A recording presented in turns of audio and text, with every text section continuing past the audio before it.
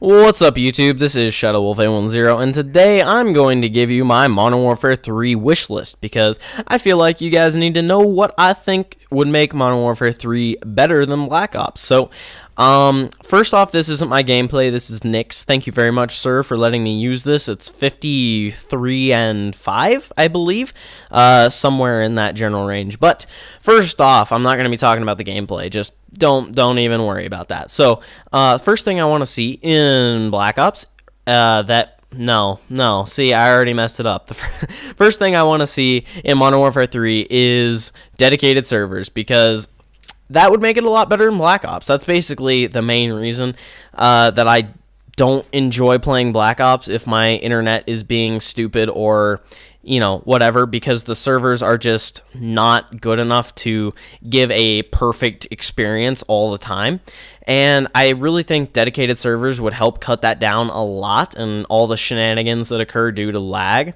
So dedicated servers would be very much appreciated. I know it's kind of like just the community goes, I want better connection, but the company's like, we can't, we're giving it all she's got.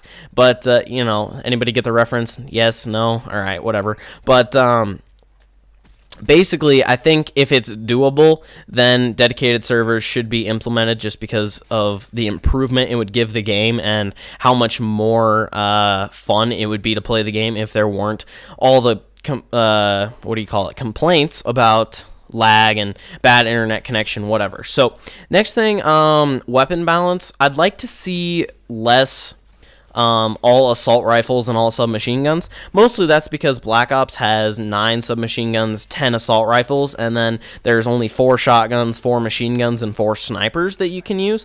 So I'd like to see it evened out to where either there's more of all of them or less of all of them, but not favoring either one, because somebody who really likes shotguns may not want to play Black Ops, or somebody may not really want to play Modern Warfare 3 if they don't have their precious shotgun that they love to use, So it's kind of like either A, you serve the masses and be communist and, the better good for the more people, or you serve everybody by giving everybody a level playing field, basically. There's still going to be people who don't want to play the game, even though there's more, selection of assault rifles or more selection of machine guns or whatever. But, ins and outs, details, those little things. And also, I'd like to see more balance between the guns so that one gun or 2 guns, a FAMAS and AK-74U, aren't regarded as overpowered and just completely, I don't know what else you want to call it, just better than everything else, for lack of better words. And so hopefully, I know it's hard to tweak guns and make sure that they don't overpower other guns when you haven't released the game, but that brings us into our next thing, is I'd like to see more developer interaction with the community after the game's released. If any of you remember in Modern Warfare 2, it took months to get bugs fixed because Infinity Ward didn't really pay that much attention to the community and figured its game was perfect on release day, which it wasn't. And so Treyarch did a fairly good job and was actually, patching things and fixing bugs, whatever, in the first week Black Ops was released. Because no game is perfect on release date. They don't know how the community is going to react or how it's going to work on Xbox Live, all that good stuff. Or PSN for that matter. But let's see. Next thing I want to see. I don't like having to be forced to go to game chat to play certain game types. I think that loses a lot of the attractiveness, I guess, of the game. Say, hypothetical situation, I was complete search and destroy nut. That was all I ever played. Now, if there are other people online, aka friends, and they are not playing Call of Duty and Search with me, then I'm not going to want to play Search, because as much as I love Search, I like talking to my friends more than, playing that game. So the thing is it makes people not want to play a certain game type or not want to play the game at all if they are specifically in love with one game type. If they're only going to play Search, they're not going to play Call of Duty if their friends are on and they want to talk to them. They'll play some other game that allows you to be in party chat. So I really think that the whole, you've got to be in game chat so it affects your it makes people play as a team, whatever. I don't think that is that big of a deal, really, because one, of everything I just said, and two, because there's so many people on Call of Duty who aren't very good at the game that their teammate-ness isn't really something to rely on. Even if there's like a level 1 person who just got the game, doesn't really know how to play, there's not really a point in talking to them if they're not physically capable of being a good teammate. So there's not really a reason to try to force everybody to be a good team together, and then the majority of the time everybody just mutes everybody else anyway, because we don't want to hear like either A, little kids screaming, or B, old people screaming, So next thing, I want to see kill streaks based on overall kills instead of kill streaks, basically. So something more along the lines of Homefront. I really think that would speed up the game and reduce camping a lot more than just making the kill streaks not stackable. For any of you who don't know what that means, it's basically like, if I get a helicopter and it gets 2 kills, I'm not going to get a chopper gunner like that was in Modern Warfare 2. So that's a good step, Treyarch, but I really think it should just be how many kills you get overall. Now, the problem that arises with that is excuse me, that people who go 30 and 32, say, shouldn't get as much of a reward as people who go 30 and 1. So what I propose is that for kill streaks that aren't one-time use things, like airstrikes or whatever, those are one-time use, chopper gunners and other things like that you get to use for a period of time. For those kill streaks, I think what should happen is, based off of your KD of the current situation, you get extra time placed onto that kill streak. So say you're 30 and 1, you get your chopper gunner, if there's even chopper gunners in Modern Warfare 3, you get that, and then you get a base 45 seconds. So anybody who ever gets a chopper gunner or whatever gets 45 seconds, or however long an actual chopper gunner is. And then based on your KD, you get more extra time placed onto that chopper gunner that you get to use it longer. So say, I don't know, that's like a 30 and 1, that's a 30 KD, so you get an extra 30 seconds or something. I don't know, you'd have to work out the whole detail, but I think that would fix the whole issue of people playing, like, just running out and dying, because that's really not helping your team out. But yeah, so it looks like we're going to have to go into 2 games here, because this one is over. So there'll be another game playing in the background. I've only got a couple more points, though.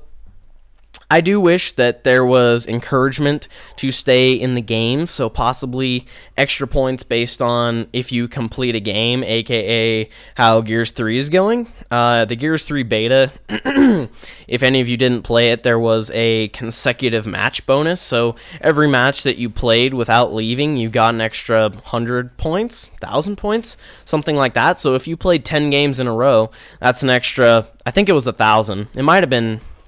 I think you'd get 1,000 is what I'm saying for 10 games in a row, but it might have been 10,000.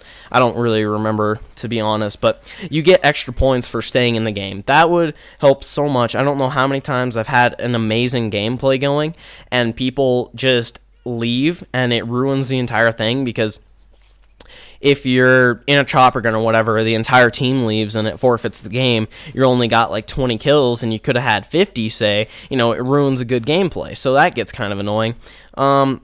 Next thing is, I really hate Second Chance, just a lot. I know that's more biased or whatever, but I really think Second Chance should be brought back to only a death streak, because too many people use it just to stay alive and negate dying, because basically you die if you go into Second Chance, but you just get extra health and like another you get a second chance at living, basically, and then you can get revived, which, I don't know, it caused so many problems, to use correct grammar, that Treyarch had to patch it, because people were getting their kills stolen, basically, by you'd put somebody in last stand and then die and then not get the kill that you rightfully deserved. So they did kind of fix it with that, but too many people use it, and I really think it's just breaking the game. It's just giving people another thing to hate, and you don't really want things that are popularly hated in your game. So,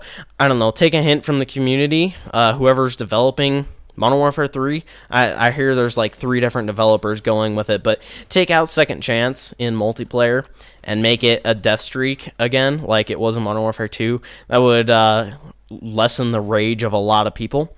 And my final point is about theater mode. I really think there should be a theater mode in Modern Warfare 3 because it's very effective, especially for us commentator people, because we don't have to constantly be running our capture cards and constantly be deleting gigs and gigs of videos from games that weren't good enough for gameplay.